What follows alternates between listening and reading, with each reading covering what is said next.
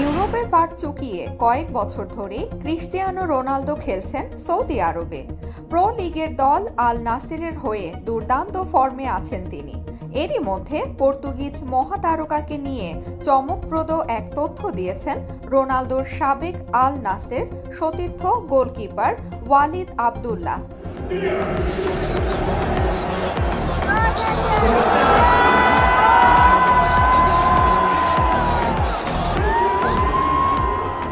ওয়ালিদ জানিয়েছেন, ইসলাম ধর্ম গ্রহণের ব্যাপারে আগ্রহ দেখিয়েছেন রোনালদো।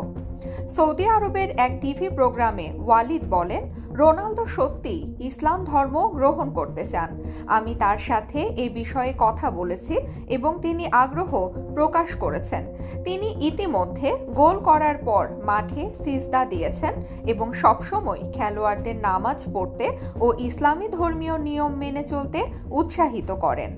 আল নাসেরে তার মুসলিম সতীর্থরা যেন ঠিকমতো ইবাদত করতে পারে সে বিষয়ে রোনালদো খেয়াল রাখেন জানিয়ে ওয়ালিদ আরও বলেন, যখন অনুশীলনের সময় আজানের ধ্বনি শোনা যায়, রোনালদো কোচকে সেশন থামানোর অনুরোধ করেন যতক্ষণ পর্যন্ত নামাজ শেষ না হয়।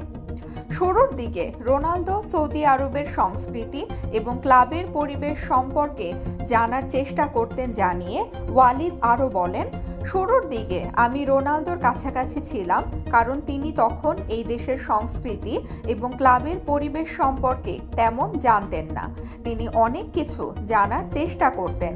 রোনালদোর সাবেক রিয়াল মাদ্রিদ সতীর্থ মেসুত ওজিল এবং করিম বেনজেমাও ইসলামের ধর্মের অনুসারী।